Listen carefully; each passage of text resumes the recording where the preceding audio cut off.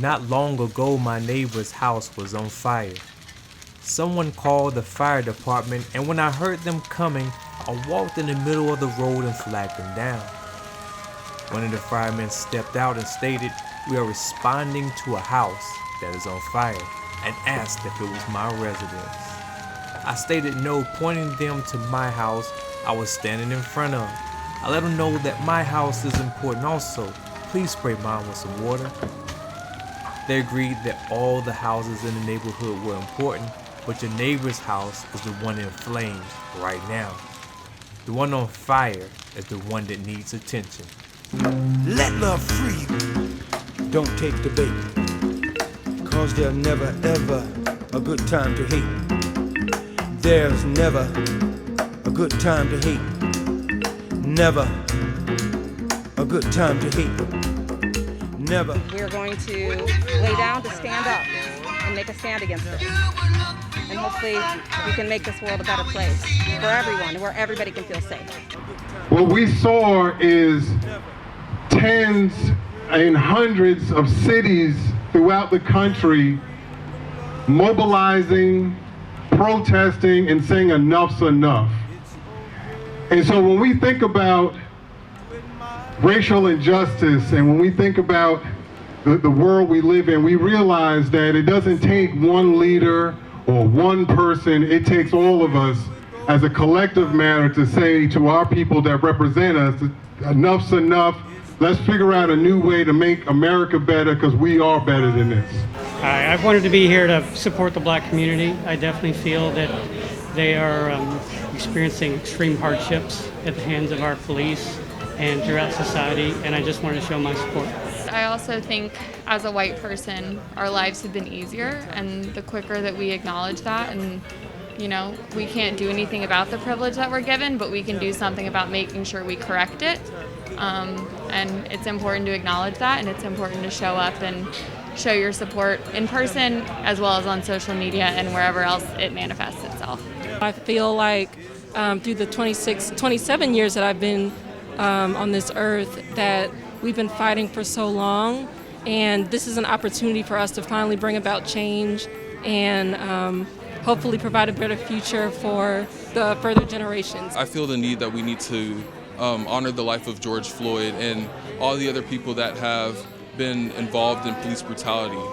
And I feel it's important for us to be here today because with all the police brutality in this world, it's our job to speak up, and obviously it's not right for there to be killings without any justice. I'm here because it's my responsibility to support and be an ally in any way that I can. I'm just really excited to come here and just support Black Lives Matter.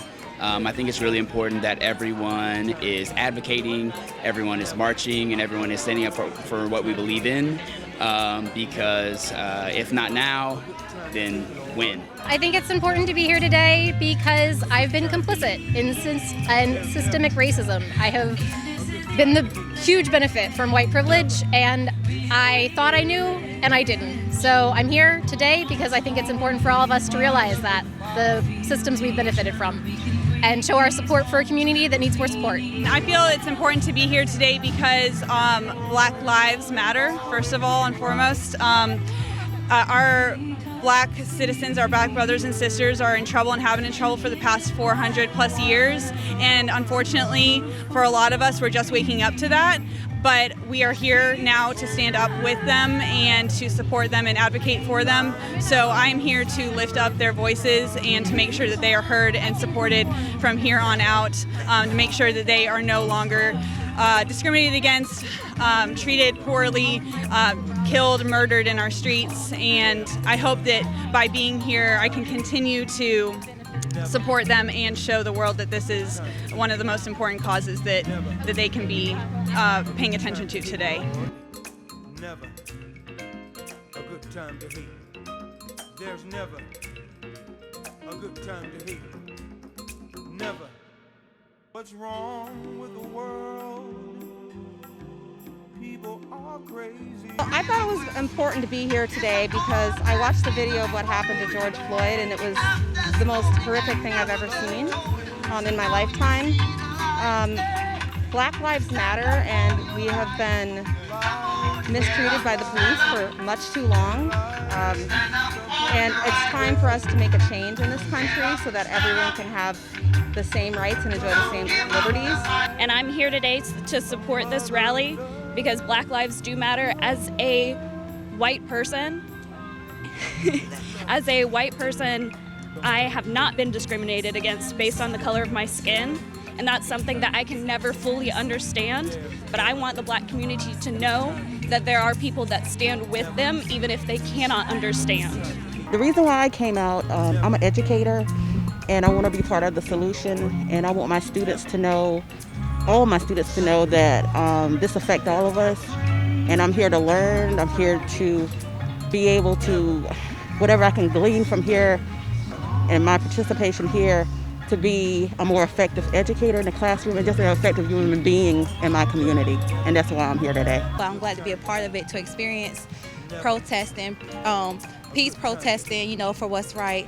And what we accomplish from this, I just pray that we accomplish equality. I think it's awesome that all race is experiencing and benefiting from this. So I'm just glad that it's bringing us together. Even though it was so tragic, it's bringing all race together. I think that we have really reached a critical point in our society, in our culture, in our community, where people really realize the prevalence of injustice. And I think that in realizing that, people want to come together in unity, because for so long we've been divided, issues have been misconstrued, the cries of injustice have been ignored, and a majority of people are saying no more. We can't continue to ignore the cries of our brothers and sisters, people who look like me, who have been mistreated and brutalized. Well, we just laid down for the 8 minutes and 47 seconds. And I think the thing that people don't realize is, like, it is a very long span of time. It doesn't seem like it, but then when you live that and you realize that he was really fighting for his life for 8 whole minutes and still he could not get free, it's sobering to feel like there's something wrong, that you have to fix it. So I think this was a really good eye-opener for a lot of people. I am 71 years young, and I have been marching.